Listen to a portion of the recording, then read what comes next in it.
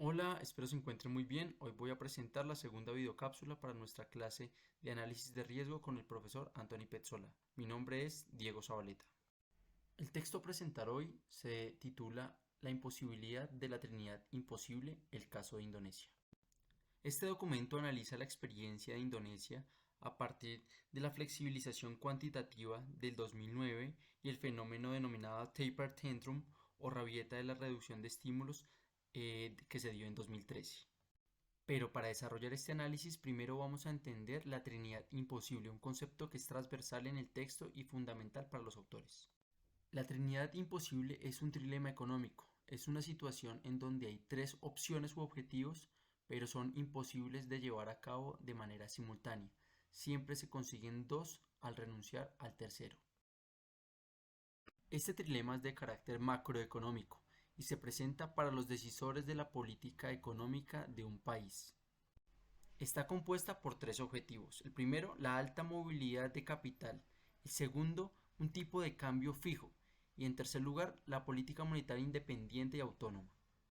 Por ejemplo, si un país quisiera tener el tipo de cambio fijo y una política monetaria autónoma, tendría que regular la libre movilidad de capital, debido a que si no regulara la entrada y salida de capital, se modificaría el tipo de cambio. Teniendo claro este concepto, los autores inician el análisis del caso de Indonesia, que tuvo un gran crecimiento económico entre 2002 y 2012 por el auge de las materias primas y el aumento de la inversión extranjera directa. Esto también potenciado por la flexibilización cuantitativa que realizó la Reserva Federal de Estados Unidos en el 2009 y que implicó la compra de bonos con el objetivo de aumentar la oferta monetaria. Esto también llevó a que el 90% del flujo de capital se fuera hacia las economías en desarrollo.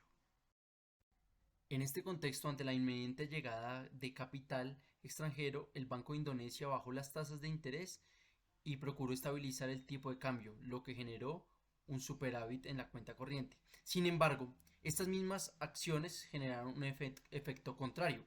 La baja de las tasas de interés generó una mayor demanda agregada, lo que a la postre significó el descenso de este superávit de la cuenta corriente.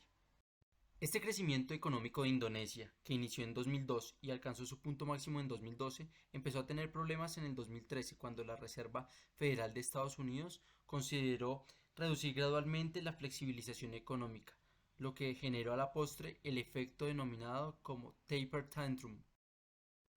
El Banco Central de Indonesia actuó elevando las tasas de interés para mitigar las salidas de capital del país por el efecto del taper tantrum. Asimismo, para intentar moderar la depreciación del tipo de cambio e intervenir en el mercado de divisas evitando una volatilidad que fuera de carácter excesivo. Como conclusión del texto se puede apreciar que la Trinidad imposible termina siendo una priorización de objetivos que resultan realmente inviables ante las realidades económicas de los países, además de tener siempre una relación directa con fenómenos de la economía global por la interdependencia de estas economías, principalmente las economías emergentes, con las principales economías del mundo. Asimismo, este contexto de interrelacionamiento entre las economías plantea que los objetivos de la política de un país y de la política económica y monetaria de un país varían y plantean alternativas diferentes a los tres objetivos propuestos en la Trinidad imposible.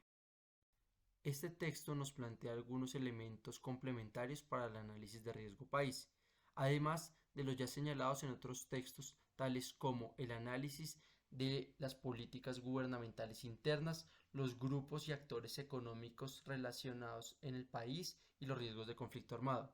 Este texto plantea unas visiones macroeconómicas que tienen que ver con revisar cuáles son los objetivos de la política fiscal y monetaria de un país, cuál es la relación con las grandes potencias y cuáles son las alternativas que maneja este país ante los anuncios y proyecciones de los bancos centrales de los demás países y la Reserva Federal de Estados Unidos.